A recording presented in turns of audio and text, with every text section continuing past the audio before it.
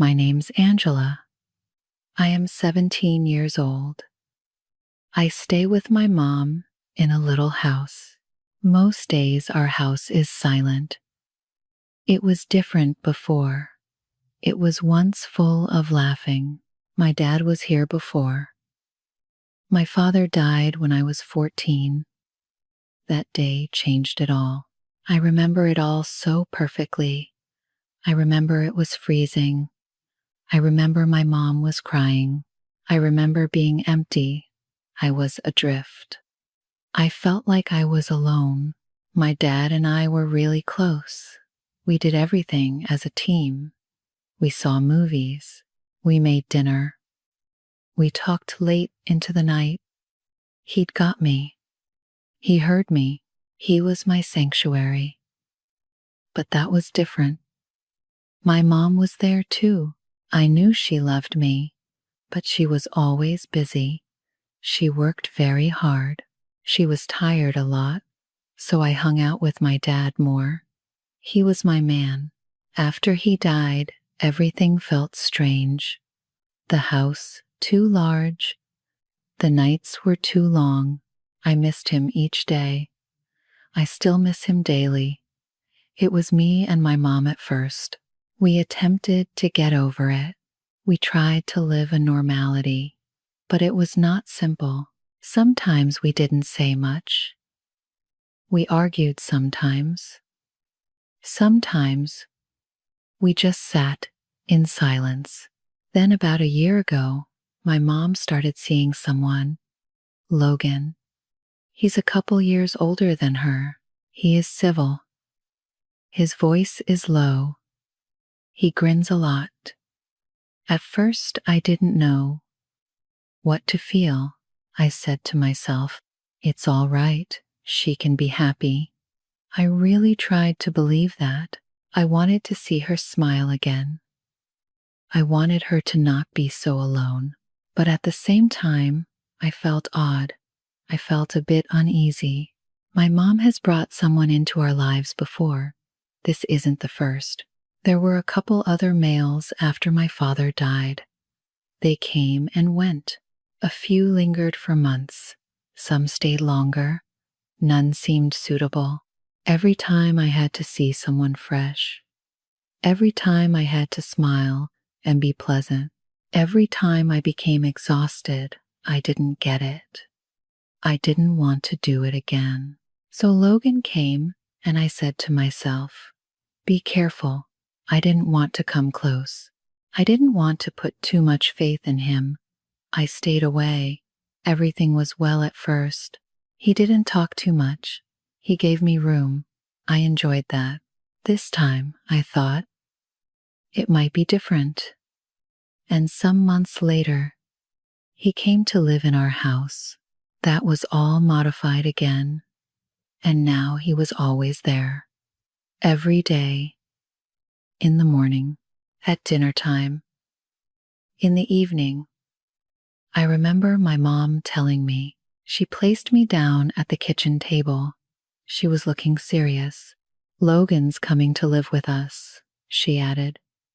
My stomach sank. I was silent for a few seconds.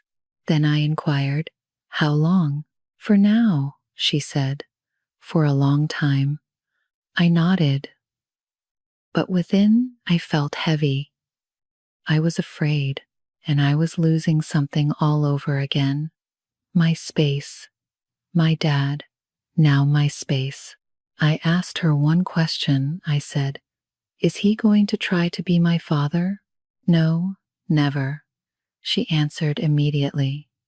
He's no replacement for your dad. He'll never control you. He won't set you straight. I will. The promise stuck with me. That I definitely remembered. I believed what she said. I wanted to believe her, so I tried to take him. I was civil. I said hi. Thanks, I said, but I did not unlock my heart. Not entirely. Our house featured a finished lower level. It was my favorite place. There was a couch, a TV, and a little table. It was like I had my own. I was there for a long time. Sometimes I would have my pals over. We went to the movie.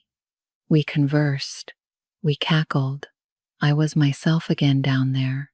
I felt like a normal teenager. One night my friend Ashley came by. We sat on the couch in the basement. The TV was on, but basically we were talking. We were giggling about school. We were telling little stories. It was good. It sounded simple. I forget everything else for a moment. A while later, the TV remote quit working. I pressed the buttons again and over, but nothing was happening. I groaned. I think the batteries are dead. Ashley looked at me and inquired, "Do you have spare batteries?" I shook my head. "I don't know where they are," I said, "and I don't know which kind this remote will take." I know. I could have checked. I could have unlocked the back of the remote, but I didn't think of it. It was a small thing, just a simple error. "I could go upstairs and ask your mother," said Ashley. I gave a nod. "Can you ask her for batteries as well?" I said. "Come on." "Yeah," she grinned. She went up. I sat on the couch. I waited. I was comfortable. I didn't think it was anything to get excited about. It was only batteries. Just a little thing. In a few minutes, Ashley returned. She held batteries in her hands. "Here," she said. "Your mom gave me these." I grinned. I said, "Thanks." We put the batteries in the remote, and it worked again. The TV came on. Everything was okay. So we kept searching and talking. The night was normal again. I didn't think about it anymore. Not that night. Not the day after either. But I didn't know that something modest was going to turn into something large. The next day, everything changed, and I didn't know why.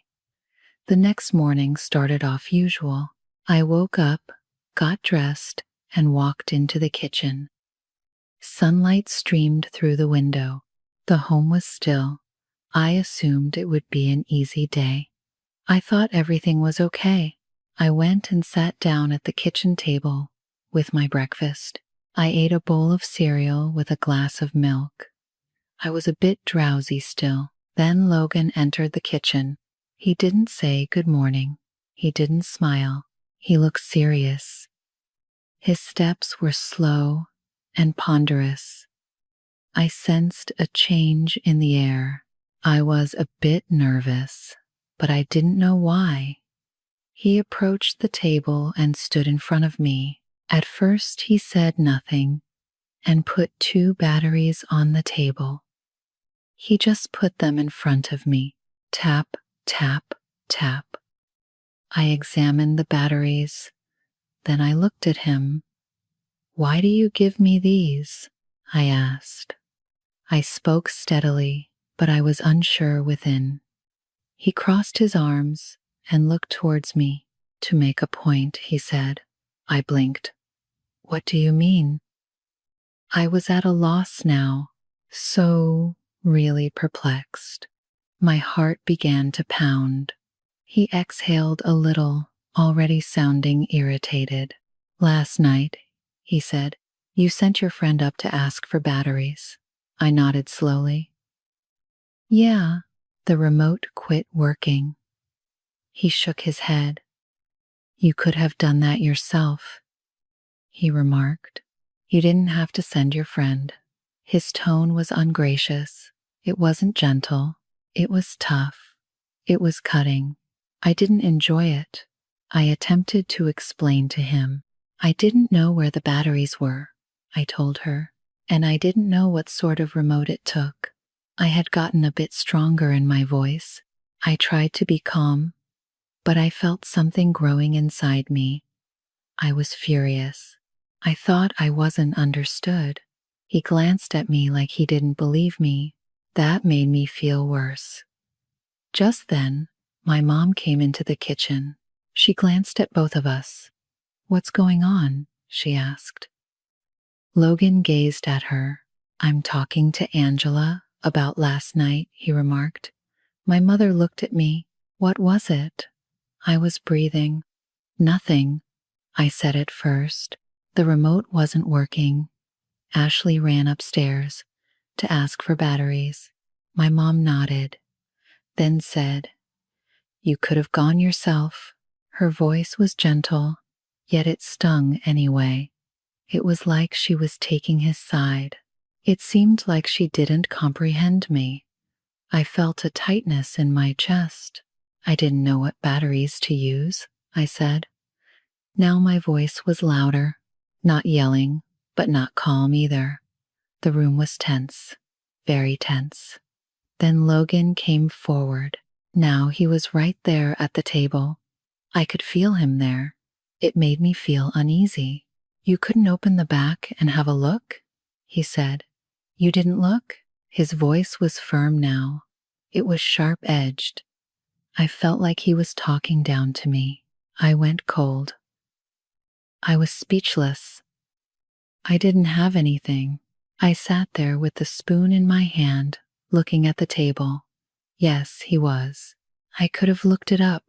I did know that, but that wasn't all. It was the way he stated it. It was about how he looked at me. I felt not much. I was angry. I got injured, but I didn't say a word. The kitchen was thick. The air was heavy. Logan shook his head and walked away. Without another word, he left the kitchen. I sat there absolutely unmoving. My cereal was in front of me, but I didn't want to eat any more of it. My mom stayed in the room. She looked at me. She didn't say anything immediately. I looked at the table. I glanced at the batteries. I teared up a little. I didn't want to cry, but I was very close. Mom answered after a time. He's just trying to help. Something in me broke. Help, I said. My voice quavered now. That wasn't help, that was... She sighed. It's not a big deal, Angela, she added. You're making it bigger than it needs to be. I couldn't believe what I was hearing. No big deal? It felt big to me. It was huge. It wasn't about batteries, respect. It was about pledges. I scooted my chair back a little. He shouldn't talk to me like way. My mom folded her arms. You have to take responsibility too, she said. You're no kid. That was more hurtful. I got up slowly. My hands were trembling. I am not a child, I said, but he is not my father. The words came out quickly, too quickly, but they were real. This is how I felt. My mom's expression changed. She seemed surprised, maybe even pain. Angela, she spoke softly, but I didn't want to discuss now. I felt so much all at once. Anger, sad. It is confusing. I'm going up to my room. I turned and walked away before she could say anything else. I went to my room, closed the door, and sat on my bed. I kept going over and over in my mind what happened in the kitchen. Maybe I should have examined the remote. Yes, that was true. But that was not the matter. The thing was the way he talked to me. The thing was how my mom let it happen. She promised me one thing. He would never act like a parent, she claimed. He wouldn't punish me, she said. But this was like that. It felt just like that. I reached for my phone. My hands still trembled. I didn't want to go back downstairs. I never wanted to see them again. No, not yet. So I texted my mom. I opened our conversation and glanced at the screen for a few seconds. I didn't know what to put down. And then I started to type softly. I finally wrote, He was out of bounds. He had no right to speak to me like that. He's not my dad. Please do something. I reread the message. It looked hard. It was straight up, but that was truth. I pushed send. Then I sat on my bed, phone in hand, waiting for a reply. Nothing happened. A minute went by, then 5 minutes, then 10, nothing still. I was nervous. I was frightened. I was angry too. I got up and began walking around my room. Maybe she's busy, I answered softly. Maybe she hadn't seen it, but something inside me felt different. I had a sense that she saw it and chose not to respond. That feeling of hurt. I sat back down and looked at the wall. I noticed a picture of my father and myself. That was a long time ago. We grinned. We seemed delighted. I took the picture and clutched it. I breathed, "I miss you." Tears sprang to my eyes. "It was so simple when you were here," I replied quietly. Everything was fine. After some time, I checked my phone again. No messages yet. It made me feel worse. I thought about going down to talk face to face, but I didn't want to see Logan. So I stayed in my room. An hour went by, then another one. Finally, I heard footsteps on my door.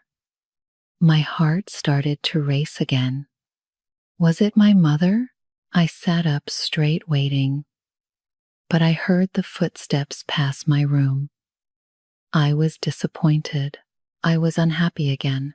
Why is she ignoring me? I wondered. I reached for my phone again and typed a message. "I think we should talk," I wrote. "This is significant," she answered this time. But it was brief. "Not now." Dos palabras. I looked at the screen. My chest clenched. Not right now? Then when? Later on? Tomorrow? Never, never. There was a growing frustration within me. I threw my phone on the bed. "This isn't fair," I exclaimed out loud. I couldn't forget the commitment she had made. "The man will not punish you." Round and round the words went in my thoughts. But that's exactly what occurred this morning. He spoke to me as if I'd done something wrong. He loomed over me, and he said, "I felt like I was nothing." And Mom? She didn't stop him. That was the worst. Not Logan. Hers. I sat back on my bed and clutched my knees to me. I said, "Maybe I was too hard," in a low voice. Perhaps I wrote too strongly. I thought about the line again. "He's not my dad." It was accurate, but maybe it sounded a little frigid. Maybe it sounded like anger. I shook my head. "I must speak to her in private," I said. "Yeah, that's better." I got up and went to the door. I grabbed the handle, but didn't turn it yet. I got nervous again. What if she was still angry? What if Logan was around? What if they both looked at me like I was the problem? I shut my eyes for a while and took a deep breath.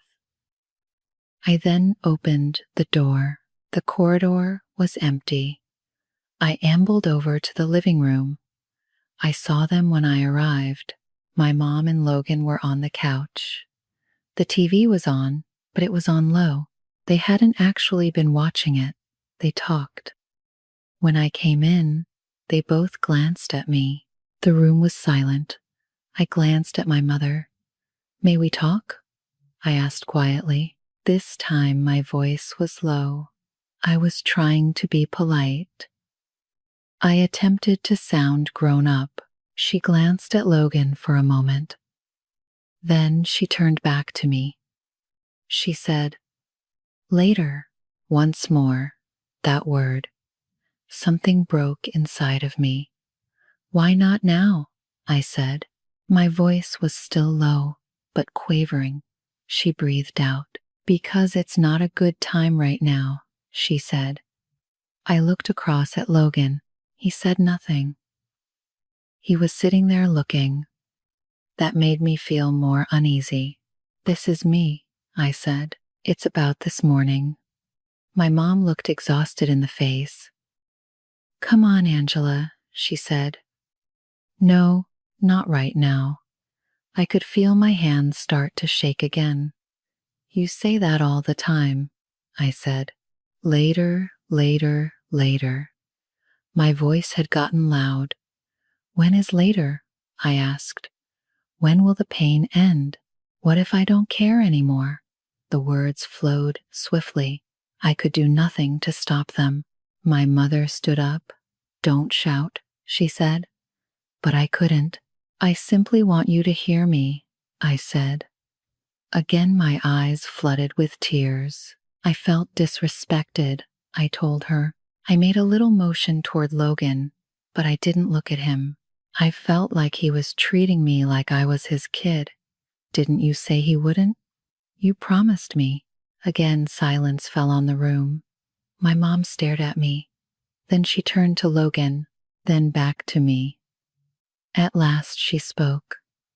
I did promise that, she responded hesitantly. Her voice was calm, but not friendly.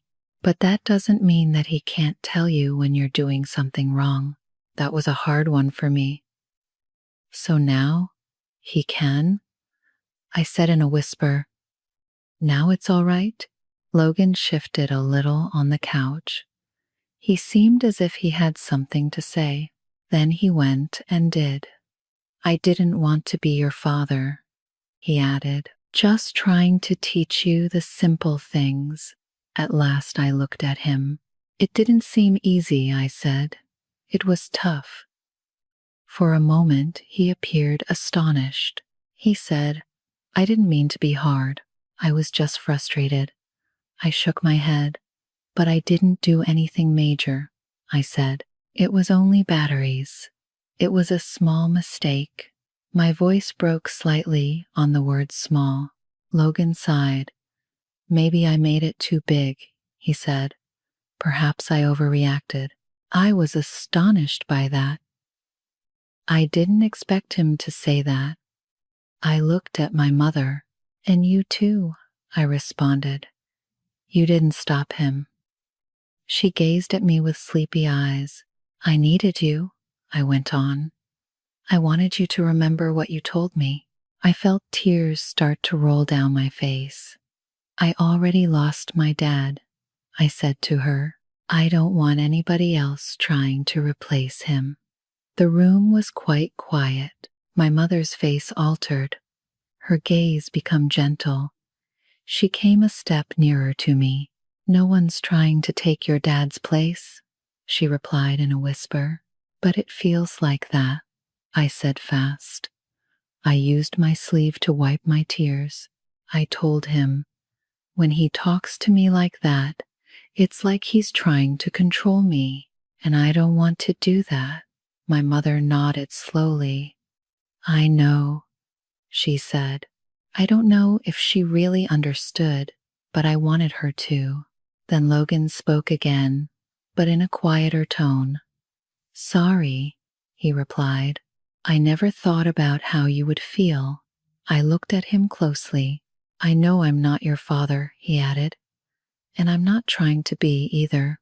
I listened, but I was still cautious. I just want us to respect each other, he said. Respect. That term had remained in my head. After a moment, I said softly, Respect is a two-way street. And he nodded. You are right, he said. Then my mother spoke again. We all went down, I think, she said. You should have checked the batteries, Angela. But Logan might have been kinder, and I should have done better. I glanced at her. It was the first time she had ever said something like that. It made me feel a bit lighter.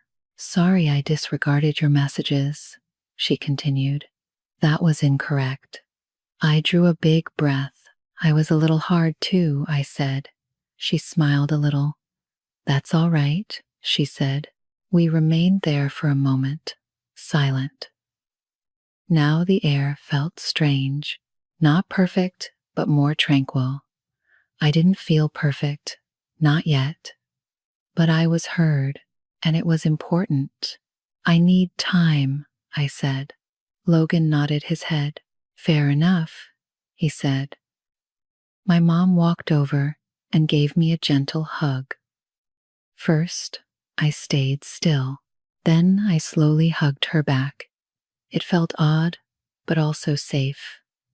That night, I went back to my room. I sat on my bed and gazed again at the picture of my dad and me. I said, I miss you still. But I didn't feel so lonely this time. Things weren't perfect. Our home was still in transition. Our lives were still a transition. But perhaps we could learn. We could try, maybe. Maybe we could do a better job. I lie down and shut my eyes. Now my mind was stiller, not quite, but more quiet, and it was all I wanted. I learned something significant in the end. If we don't talk about small difficulties, they turn into major problems. Words can hurt, but silence can hurt more. And respect doesn't just come from being right. It is a matter of hearing. It's about concern. It's about understanding one another. That is the lesson I will take away. This story felt sad but real. Angela was not angry about the batteries. She was hurt because she felt ignored and replaced. I like the ending because everyone finally listened and spoke honestly. Sometimes small problems become big when people stop listening to each other. So what do you think? Share with me in the comment section and see you in the next video.